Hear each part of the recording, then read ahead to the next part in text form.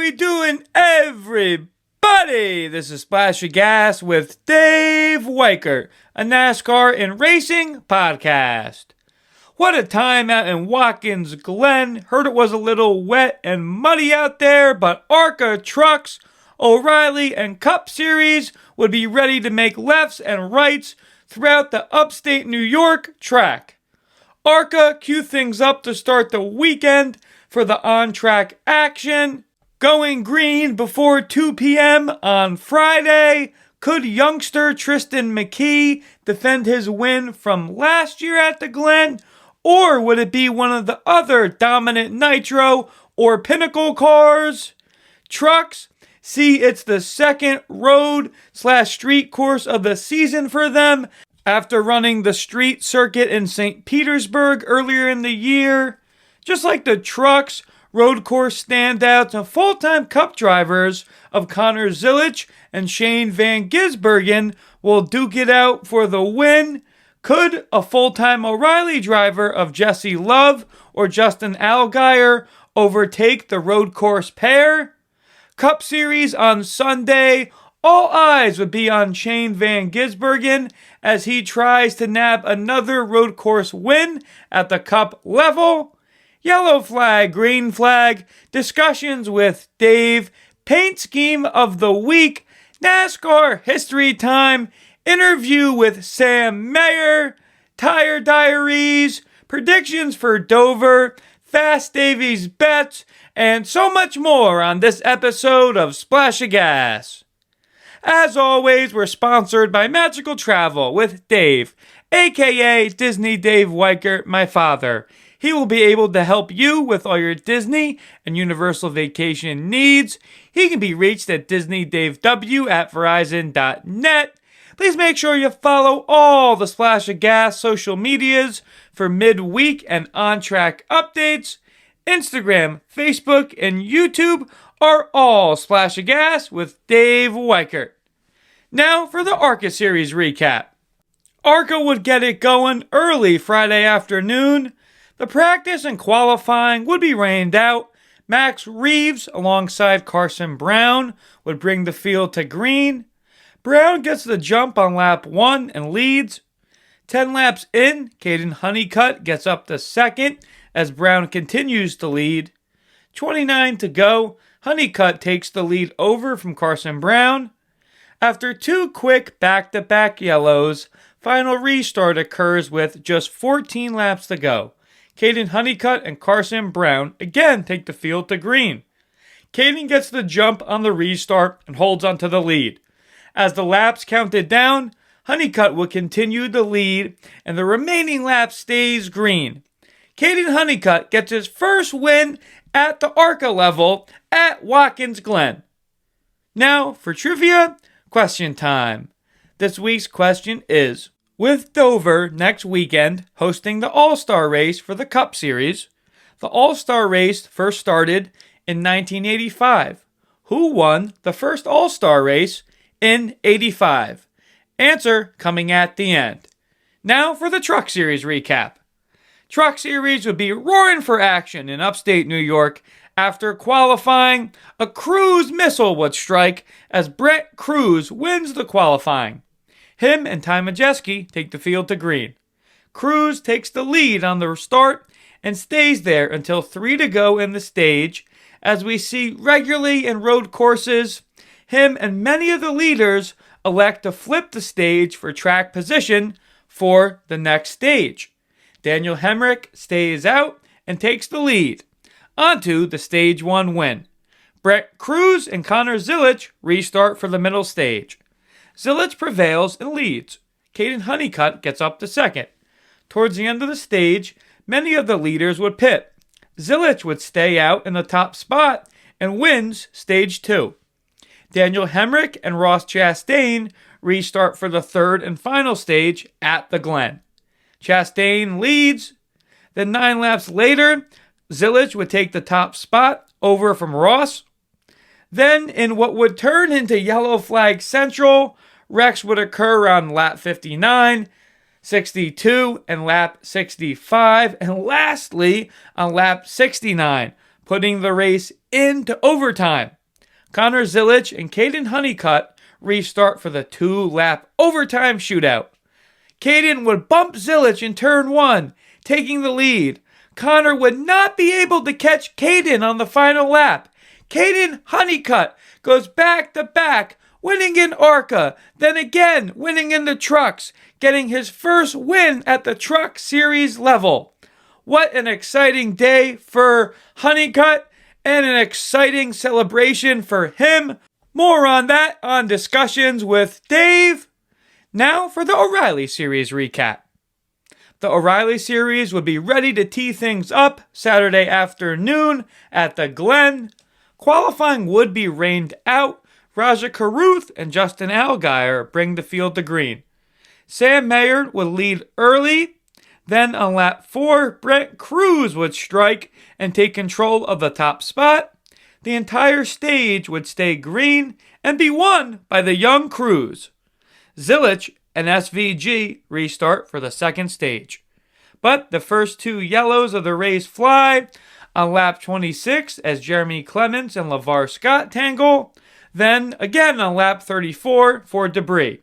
The same pairing of Zilisch and SVG restart with 4 to go in the stage. Zilisch prevails and wins stage 2. Cruz and Jesse Love restart for the third and final stage. But Cruz and Brandon Jones restart 6 laps later after Sheldon Creed does a wheelie through the grass. Cruz leads until he pits on lap 56. Once the pit cycle finishes, Jesse Love would be leading. Could SVG or Zilisch catch Love? With 9 laps to go, Connor Zilisch will get the second, but over 5 seconds behind his good friend Jesse Love.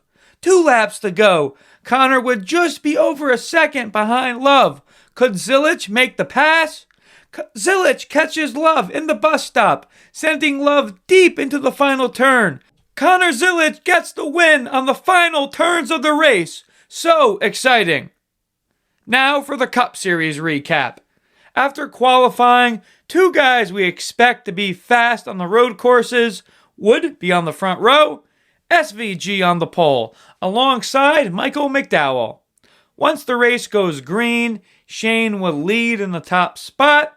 Entire stage goes green. Van Gisbergen, McDowell, and the rest of the leaders pit shortly before the stage ends. Ross Chastain stays out and wins stage 1. The same pairing of Van Gisbergen and McDowell take the field to green for the middle stage. Yellow for debris on lap 40 as a tent flies out onto the track. Yes, you heard me right. A tent flew out onto the track. Pretty wild, but hey, that's a NASCAR race sometimes. Many pit during that yellow, but McDowell and Daniel Suarez stay out and restart. After leading with 3 laps left in the stage, SVG passes McDowell for the lead. Van Gisbergen wins stage 2. Would anyone be able to stop Shane in the final stage? SVG and Tyler Reddick restart for the third stage.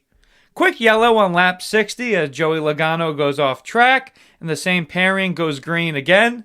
Shane again to the front. He leads until 24 laps to go before he pits. Could Shane get back to the front? 22 to go. Ty Gibbs leads. SVG is up to 22nd. 12 to go. Van Gisbergen is up to 7th. 12 seconds behind Gibbs. 8 to go. Shane passed his teammate, Connor Zilisch, for the second spot and has Ty Gibbs in his sights. A lap later, Shane makes the pass on Ty Gibbs for the lead and doesn't look back, ultimately finishing 7 seconds ahead of Michael McDowell, who came home second. Congratulations to SVG on the dominant showing. Rugby balls were kicked into the grandstands in Watkins Glen on Sunday. Now a quick look back at the predictions we made for the Glen. ARCA, Tristen McKee, tapped him. He has engine issues and finishes 18th. Trucks, I was debating between Honeycutt and Connor Zilisch. I went with Zilisch. He comes in second, and Caden gets the win. O'Reilly, I went with Shane. He comes home 8th. Cup Series, I tapped SVG again, and winner. He got it done. Now for yellow flag, green flag. Green flag, ARCA, to Ryan Gemmel, a driver who we saw highlighted in the Ram race for the seat, ARCA Series debut, and he finishes 9th and on the lead lap. Yellow flag, trucks, rough day for ThorSport. Jake Garcia does finish 11th, but 35th for Cole Buster and 32nd for Ben Rhodes, then 24th for Ty Majeski. Can they turn it around in Dover? Green flag trucks, gotta give it to Caden, his double win on Friday, and doesn't only just win in ARCA, but in the Truck Series too. Fantastic celebration as well. Green flag, O'Reilly. The finish, what a show between Jesse Love and Connor Zilisch, putting it all on the line in the closing turns. Yellow flag, Cup. He's had strong runs on road courses before. Didn't expect him to contend, but realistically, top 10, top 15, but Joey Logano comes home 38th. Green flag, Cup. What a comeback through the field for SVG.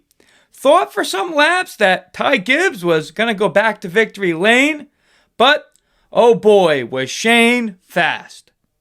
Now for discussions with Dave. Part 1. First topic, Honeycutt's hot weekend. Just like we saw on Friday, Caden Honeycutt went to victory lane early and often. Honeycutt, running his first ARCA Series race since 2023, comes up victorious in that one, and he backs it up with winning his first race in the Truck Series. As I've been saying throughout last season and this season, Honeycutt has been oh so close to getting that first win. But if you have followed Caden on his rise through the sport, he is not known for being a road course guy. As we know from last year, that 11 Tundra was lights out, road course, short track, intermediate. Corey Heim drove that to a lot of wins last year. And Honeycutt prevails, a lot of yellows late in that one. As we said on the recap, race goes into overtime, and Honeycutt beats the best of the best, Connor Zilisch, Shane van Gisbergen, and is victorious. And the weekend was just only getting started for Caden. He backs it up with 2 wins on the weekend, in addition to the wins at the Glen on the Cars Tour at Ace Speedway.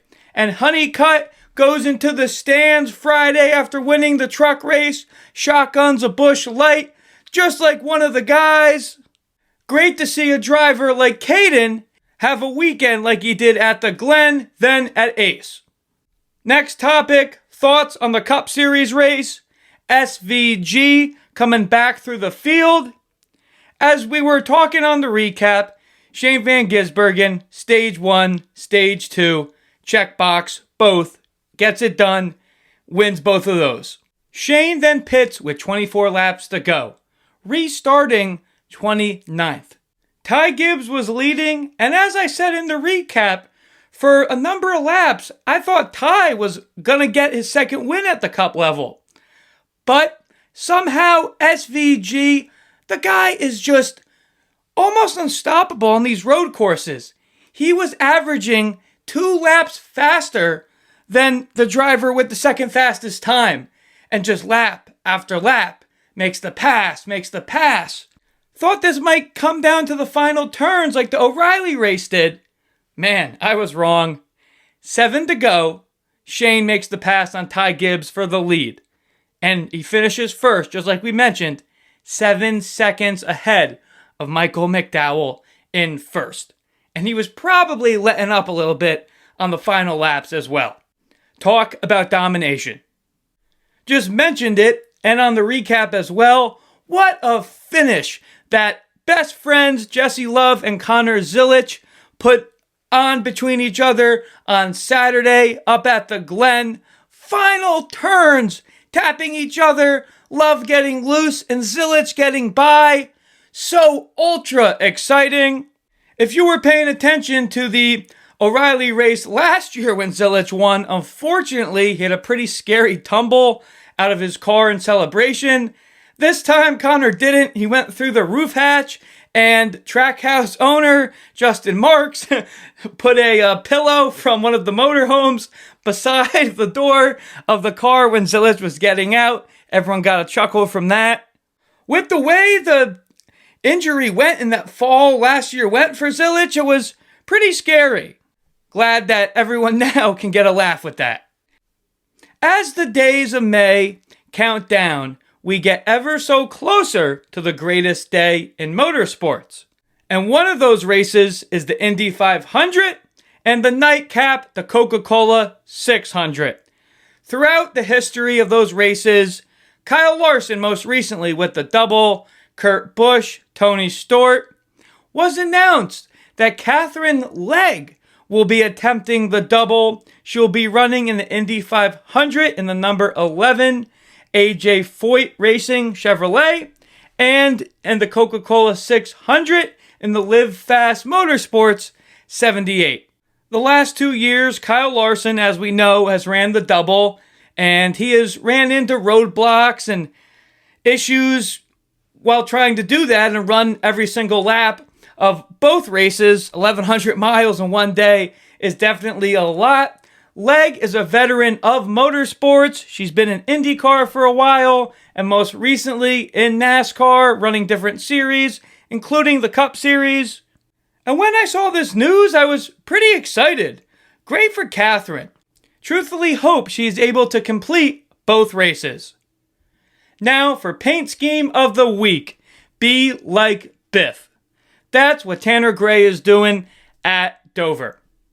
One of Greg Biffle's paint schemes from when he ran the 16 was a very colorful paint scheme, and I'll post it on the Instagram. But I've seen this car in the past, but it's not by any means Greg Biffle's known for paint scheme, but some people remember him running that, and it's super colorful, eye-catching, and Tanner Gray is running that same paint scheme in partnership with Place of Hope at Dover. Take a look at that. I'm sure it will catch your eye. Now for NASCAR history time. All-Star races of years past. May 17th, 1985. Dale Earnhardt delivered one of the most historic finishes in an All-Star race in 87. With 8 laps to go, Earnhardt and Bill Elliott were locked in an intense battle for the lead. As Elliott made a run, Earnhardt's car got sideways across his nose, forcing the 3 through the infield grass. Somehow Dale kept control, powered back onto the track, and held back on the track with the move forever known as the pass on the grass. And Earnhardt went on to win the race, cementing the moment as one of the most legendary highlights of his career. May 16th, 1992. For the first time, the All-Star race at Charlotte Motor Speedway was held under the lights, creating a dramatic atmosphere for what became known as One Hot Night. Dale Earnhardt was leading late before spinning out, setting up a fierce battle between Kyle Petty and Davey Allison. Coming to the checkered flag, the two made contact, sending Allison hard into the outside wall on the front stretch. Despite the violent crash that left his car destroyed and briefly knocked unconscious, Allison was declared the winner, capping one of the most intense and unforgettable finishes in All-Star race history. Now for Discussions with Dave, Part 2. Already talking about silly season for 2027. And I hate to talk about this one specific driver because unfortunately he had health issues which kept him out of the race car for several races, and that's Alex Bowman. As we know, Alex Bowman, after 2026, his contract is set to expire at Hendrick Motorsports. He has not been offered, currently at the moment, a contract extension, and we're not the only one talking about Alex Bowman leaving or staying at Hendrick. It's really a topic that's been talked throughout the sport by many. As we know, Hendrick has development driver Corey Day, who just got his first O'Reilly win at Talladega a few weekends ago, waiting in the wings. Even though recently Kyle Larson has been slumping on the Cup Series side of things, we know he can drive anything, and Kyle Larson was the driver, was the guy that handpicked Corey Day to be picked up by Hendrick Motorsports. We've had Corey on the show a number of times, and he has said, he doesn't come from a plethora of money. He was set on racing sprint cars his whole career, life, and being content and having fun with that. But Larson saw the raw talent that they had, and look, now here we are. Corey Day is a young, talented, up-and-coming driver winning on the O'Reilly side, and he's right there and puts the pressure on Bowman. Other options, if you don't think Corey Day is ready next year for the Cup Series, look no farther than Richard Childress Racing O'Reilly stable. Last year's champ, Jesse Love.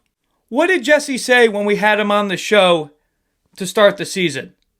2026 for me is maximizing everything I can do to get the best Cup Series ride I can in 2027. Of course, in a perfect world, RCR would want to keep Jesse Love, a talent they have developed, have won with, and by all things, the way it looks like, Kyle Busch might or might not be coming back. But Hendrick equipment is on paper and proven one step better, or more arguably, than RCR. So you do have the straightforward option. You go with Corey Day, in-house option. But Corey Day, this is his first full-time season in something NASCAR. And last year, when we had him on the show, he said going from the trucks, going to some Trans Am action, going to the O'Reilly car, he wasn't really able to get into a groove. And this year, he going to the track over and over again with the same crew, the same car, building on the notebooks. He's improved, and as we've seen, he's gone to victory lane recently. In a perfect world, does Corey need some more time to develop? Yes. That's why, as a race fan, I think Hendrick should tap Jesse Love. A couple episodes ago, I was critical of Colleague Racing, their partnership with Ram, getting Ram a new manufacturer, or an old manufacturer, back into NASCAR, starting with the Truck Series, and it's been a rough start for that group to start the year. But they turned it on at Watkins Glen. They had AJ Allmendinger, 6th. Minnie Tyrell, who's, as we mentioned, has really been struggling. He finishes 8th. Butterbean Queen finishes 9th. That gives Colleague 3 cars in the top 10. And you didn't have to look too far for their 4th driver, Corey LaJoie. He finishes 12th. Good turnaround for Colleague. Was not expecting for that to happen for them on the road course. Yes, of course, did expect AJ Allmendinger, road course ringer, to lead that charge, which he did. He finishes 6th. With this being a road course, is Colleague able to use this as momentum? Can they get 2 or maybe 3 drivers in the top 10 in Dover? I think 2 is a good starting place, and realistic, I would be slightly surprised by that. But good for Colleague. Hope they can use this to springboard for more top 10s, maybe top 5s in the future. Just talking about silly season with Alex Bowman, Jesse Love, Corey Day. One driver in the Cup Series we now know isn't going anywhere soon, and that is Ricky Stenhouse Jr. was announced that Stenhouse Jr. has signed a contract extension with his former team, where he's been for a while, which was JD Doherty Racing. Then that it got renamed to Hayek Motorsports. In the announcement, it says that Ricky will be behind the 47 in 2027 and in years to come. Good for Ricky. With them being a one-car team, it's good for them to have that stability that Stenhouse brings and just keep improving on their notebooks. Last topic on Discussions with Dave, Part 2. It officially has been one whole year where Kyle Larson, last year's Cup Series champ, has gone without a win on the Cup Series level. Yes, we've seen Larson go to victory lane multiple times in the O'Reilly Series this year, and of course, he beats out Denny Hamlin in the Champ 4 at Phoenix. He wins the championship, but does not win the race at the end of the year in Phoenix. And the last time Larson won was 2025 of May. We have talked about Larson's slump. Yes, it's kind of crazy to think that someone as dominant, two-time champ has been this long without a win. And I think that's going to change soon. Kyle has had strong showings this year, but he's also been pretty quiet. And I think he does figure that out. As we know, he can practically drive the wheels off of anything, but he's got to pick it up at the Cup level.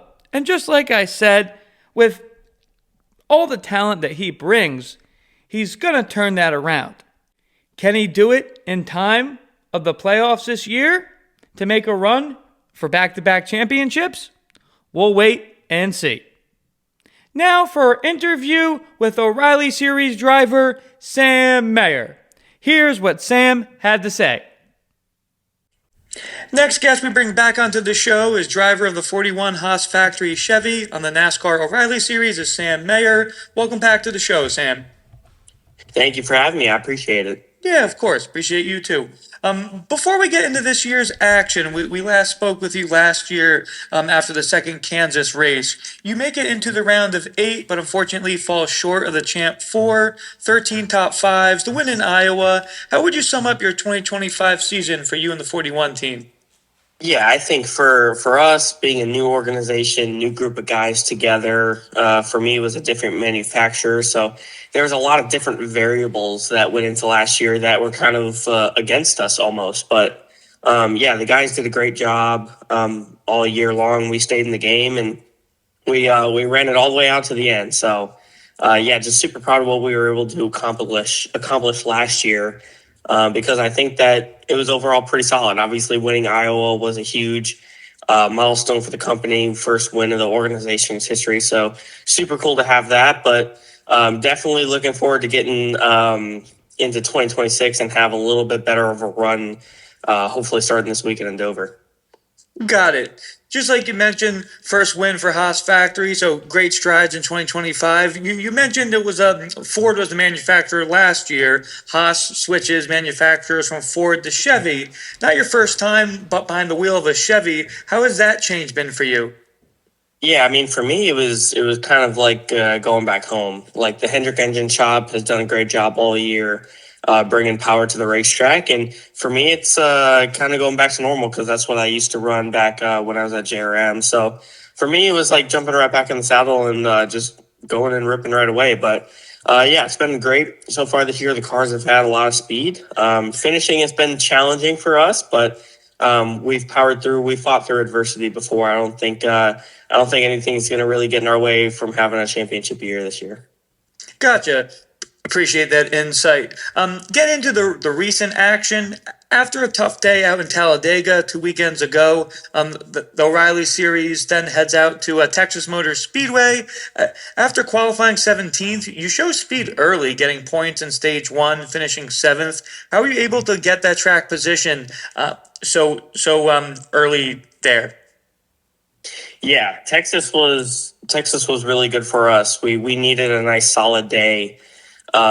just getting max points and just having a finish where we really kind of deserve. And that's kind of been the struggle for the year this year, is like just one thing or another has kind of made us fall out of the races by the end. And we've kind of been trending on the up and up. We've had a lot of speed the last couple of weeks, and we've led laps in almost every single race this year, I feel like. So the speed's there. It's definitely possible for us to get in victory lane. It's just about finishing these races. And Texas was a huge step in that direction. Finishing third was super good. It was a good day for the bonus program at Haas Factory Team.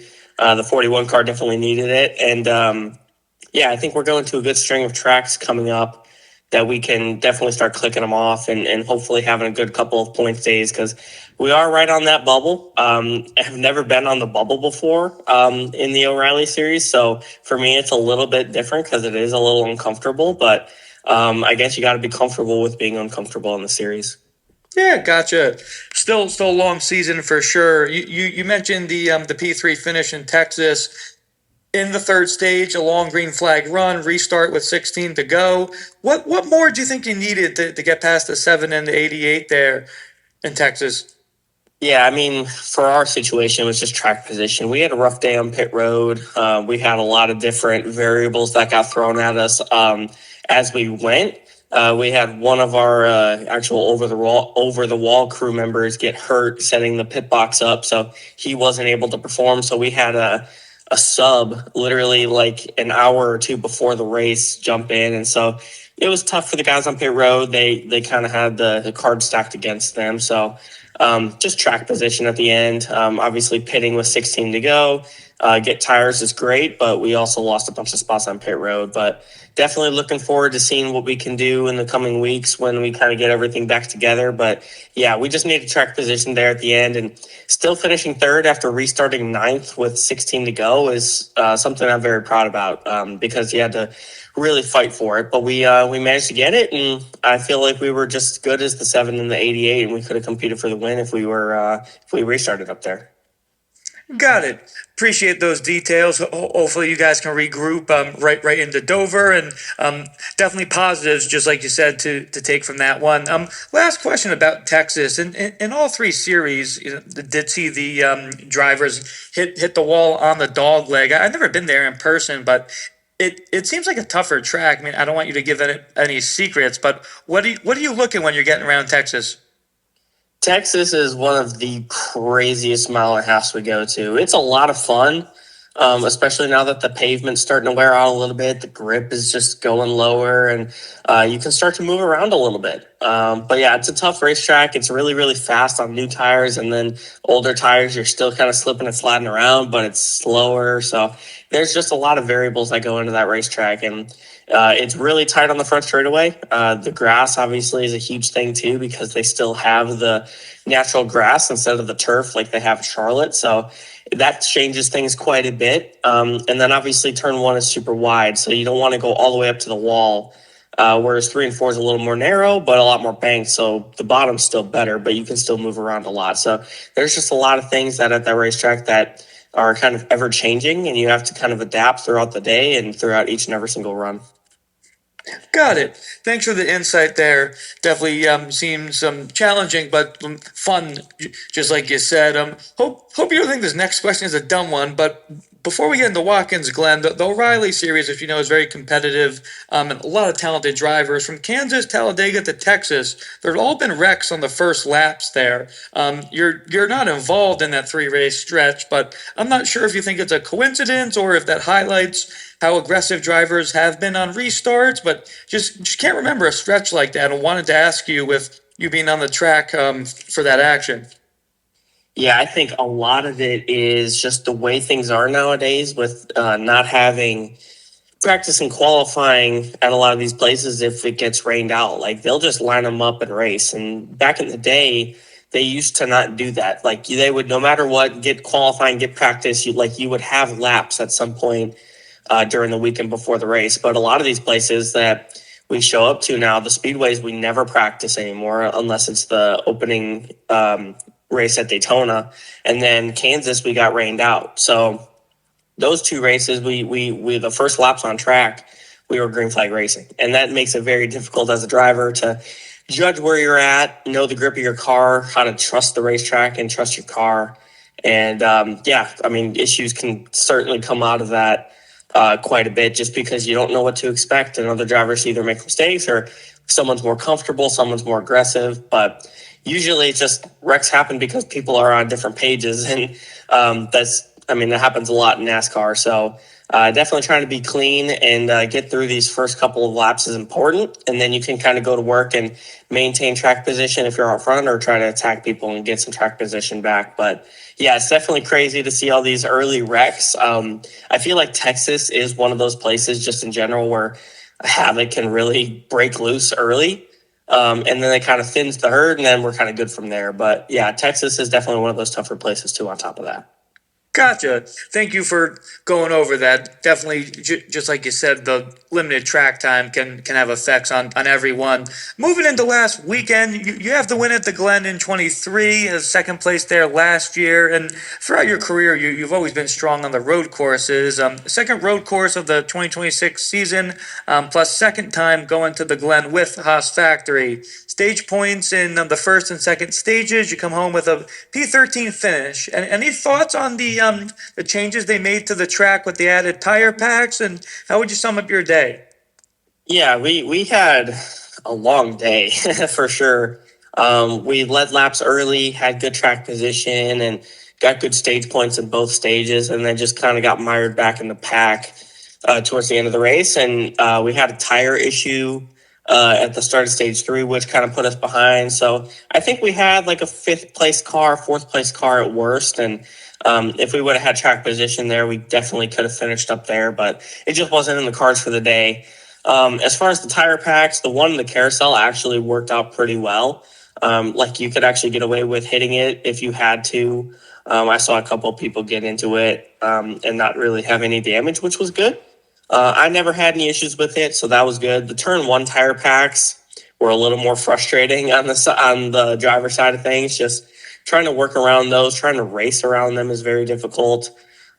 People could door check you and kind of send you right into them, and that could kind of be an issue a little bit. So those were a little more frustrating, but at the end of the day, I do know why NASCAR had to do that. We kind of forced their hand with that. So definitely understand it, but hopefully we kind of reassess for next year, especially because it's going to be a chase race next year. So I'm super excited for that, but definitely hope we kind of have more conversations about the tire packs in the future.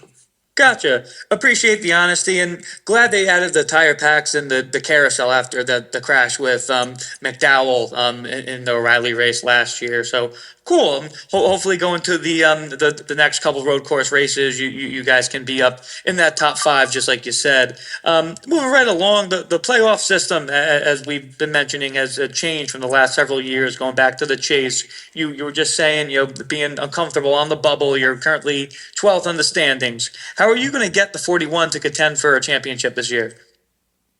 It's going to be tough. We definitely have an uphill battle a little bit, but by no means are we out of it. And I think that with, the O'Reilly series isn't the Cup series. It's quite a bit different. The teams are different. The drivers are different. There's a lot more younger drivers in this series. So there's definitely a lot more room for error because everyone else is going to make mistakes throughout the year too. So I think that we can start climbing back up. We had a really rough start to the year. I mean, we were outside the playoffs or the chase for pretty much the whole first third of the year, and we finally cracked into it these last couple of weeks. So we're definitely trending in the right direction.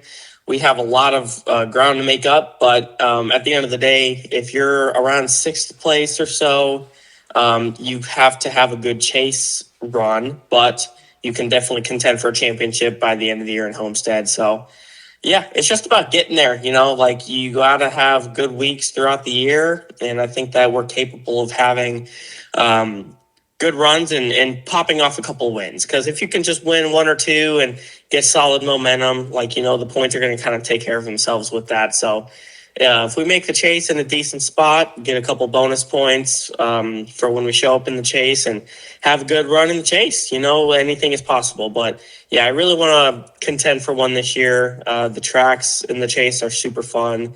And so I'm just looking forward to getting it going. Yeah, same here. We're really excited with the change of the playoff system, and it's going to be great going back to the chase, and exciting too. Hopefully, it is for you guys as well. And last question: this upcoming weekend, NASCAR heads to the Monster Mile in Dover, and for previous O'Reilly starts, you have 3 top 10s, including 2 top 5s. Being from New Jersey, always seemed like the guys are hauling the mail out there at Dover. What's it like driving out there, and how are you and the 41 team going to execute on Saturday? Dover is one of the wildest tracks that we go to on the NASCAR circuit. It's so much fun. Obviously, it's one of the few concrete-based racetracks that we go to, so that changes the variables quite a bit. The weather is sometimes 50-50, as we know, but that's what makes this place a lot of fun, is that you just never know what you're going to get. And with the All-Star race this weekend, that's going to change up the racetrack a little bit as well.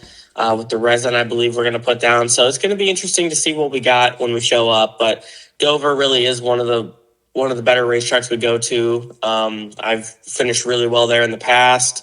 I've won there in different series. So hopefully we can add another Miles the Monster trophy to my trophy case. But yeah, definitely just want to have a really good weekend, and no better weekend to start than this one.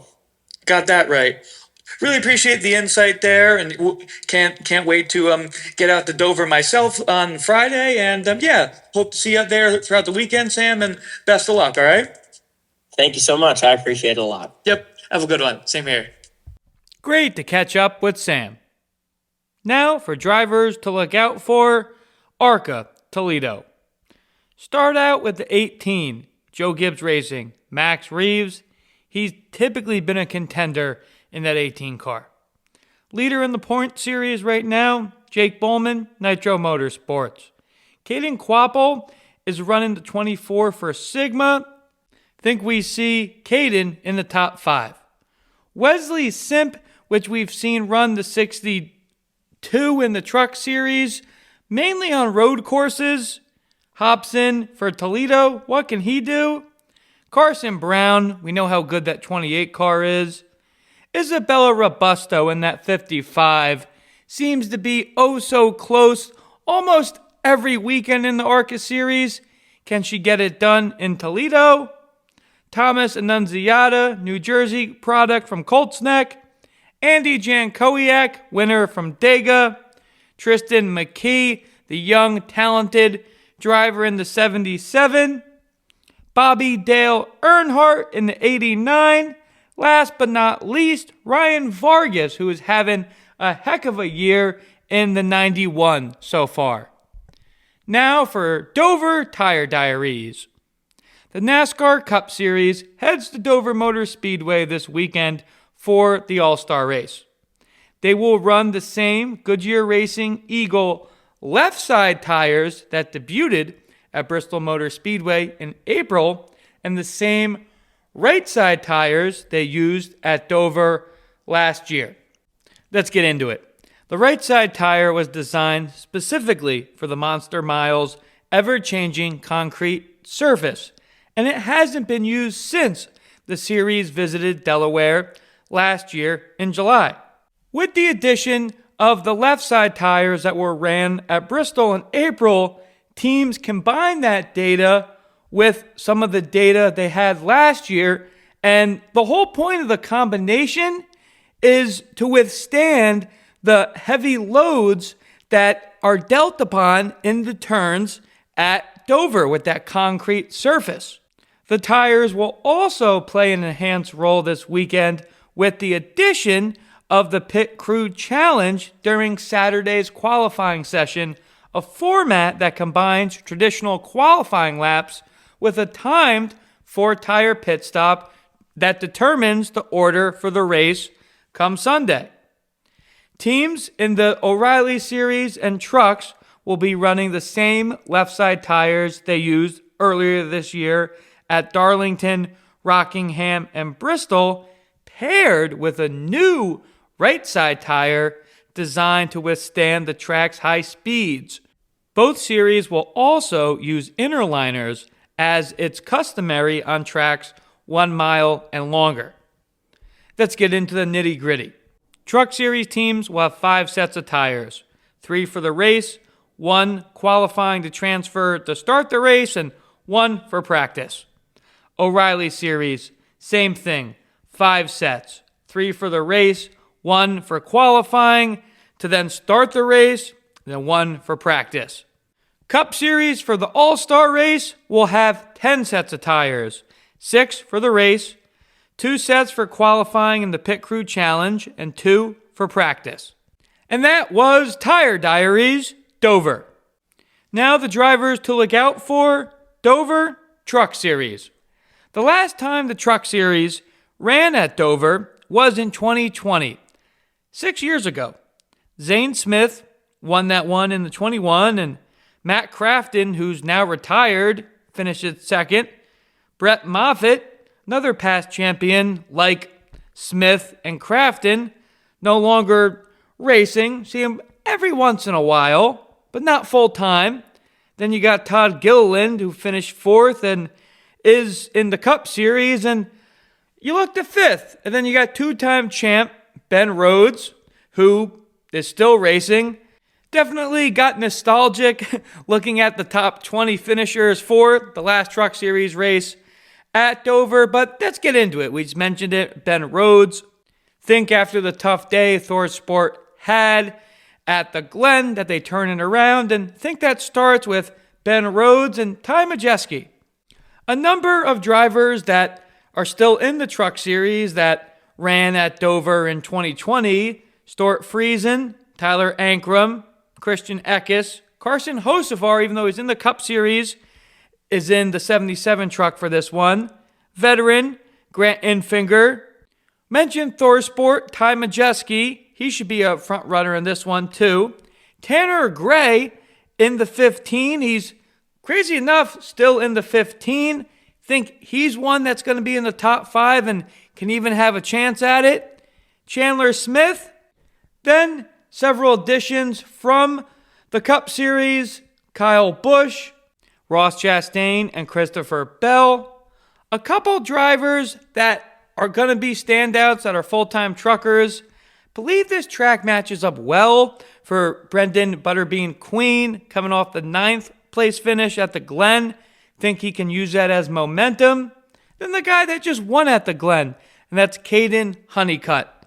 Believe a top 5 is in the books for the 11th.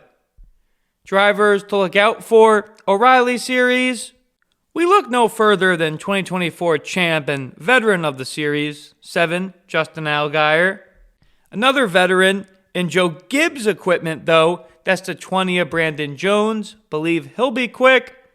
Got to look out for the guy we were just talking to, Sam Mayer. Also, his teammate Sheldon Creed. Several of additional JRM drivers besides Allgaier that I believe are going to be quick are one of Carson Quapple and the 88 driven by Raja Karuth. Connor Zilisch in the 88 won this race last year. It was rain shortened though. Jesse Love in the 2 was 5th last year. A youngster that we've been talking about has been full-time since Circuit of the Americas, as he recently turned 18, and that's Cruise Missile, Brent Cruz.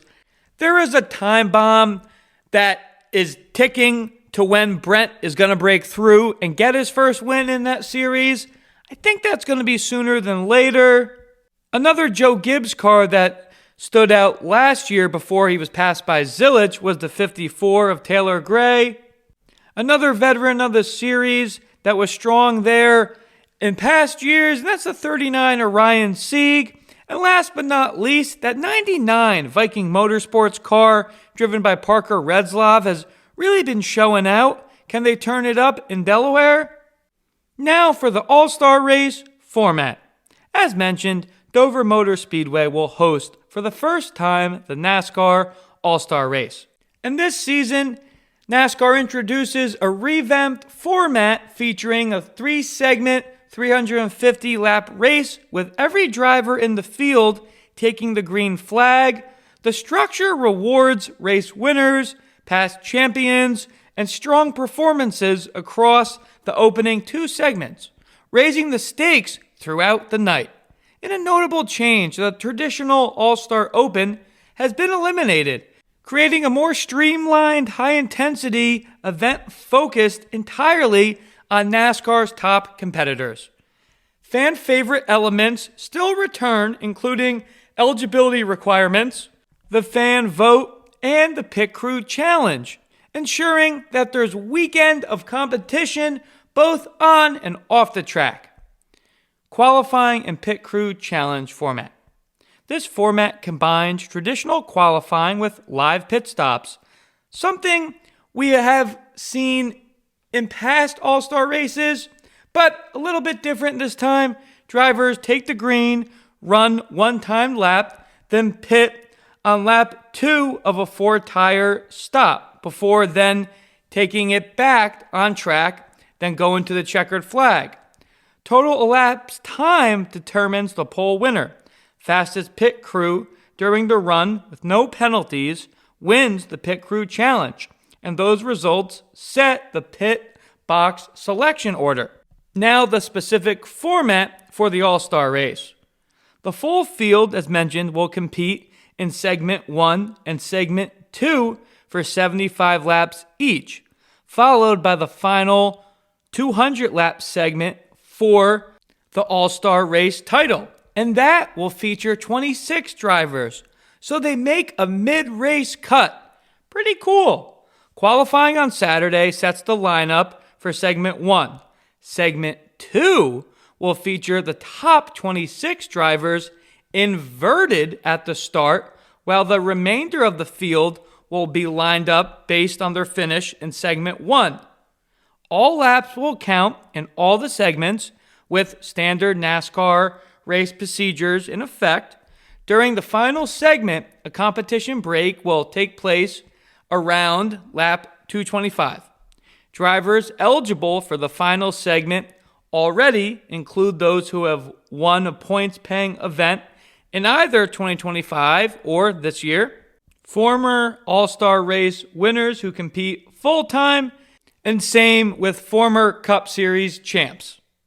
The remaining positions will be filled based on combined results from Segment 1 and Segment 2 until the field reaches the 25 drivers. The 26th and final position will be awarded to the NASCAR All-Star Fan Vote winner. Drivers already locked in to the All-Star race include William Byron, Kyle Larson, Christopher Bell, Denny Hamlin, Chase Elliott, Tyler Reddick, Brad Keselowski, Joey Logano, Austin Cindric, Ryan Blaney, Josh Berry, Austin Dillon, Chase Briscoe, Ross Chastain, Shane van Gisbergen, Bubba Wallace, and Kyle Busch. Now, the drivers to look out for the All-Star race. Start with the guy that won at Dover last year, and that's Denny Hamlin in the 11. Look not too farther, Chase Briscoe finished second behind his teammate, and in the All-Star race last year, Briscoe finished 9th. Alex Bowman finished 3rd in Dover and 4th in the All-Star race in North Wilkesboro last year. That 48 coming off a pair of third-place finishes, he's might get a win soon and make up that points he lost while being out of the car earlier this year. Chase Elliott, we saw go to victory lane in Texas. That number 9 is heating up, and that's the pick that Tyler Truex chose as well in our weekly modified updates on the show. Can't forget about the Fords of RFK Racing. Think Chris Buescher and Brad Keselowski will be the top performers there. Mentioned 2 of the Joe Gibbs drivers, but can't count out Christopher Bell. He won the All-Star race last year at North Wilkesboro. Last but not least, the guy that's atop of the point standings, and that's Tyler Reddick. Don't see why he's not contending or in the mix at this one as well in Dover. Now for Fast Davies bets. Truck Series, Ty Majeski, top 5 is plus 150. Brandon Jones for the same is plus 275. O'Reilly, Ross Chastain, top 5 is plus 120. Cup, Chase Briscoe, top 3 is plus 500. Now for trivia answer time. With Dover this upcoming weekend hosting the All-Star race for the Cup Series. The All-Star race first started in 1985. The question is, who won the first NASCAR All-Star race in 85? The answer is no other than Darrell Waltrip, driving for Junior Johnson. Now for our predictions for the weekend, starting with ARCA in Toledo. Give me the 18 of Max Reeves. Truck Series, give me Tanner Gray. I think that 15 can find a way to prevail. O'Reilly, Justin Allgaier. Cup, think Denny Hamlin wins this year's All-Star race. As always, we're sponsored by Magical Travel with Dave, aka Disney Dave Weichert, my father. He will be able to help you with all your Disney and Universal vacation needs. He can be reached at DisneyDaveW@Verizon.net. Please make sure you follow all the Splash of Gas social medias for midweek and on-track updates. Instagram, Facebook, and YouTube are all Splash of Gas with Dave Weichert. Hope everyone is enjoying the spring weather. Hope to see you at Dover or at Wall this upcoming weekend, and at the Cranford Street Fair, where Disney Dave himself will be. Till next time, Splash of Gas out.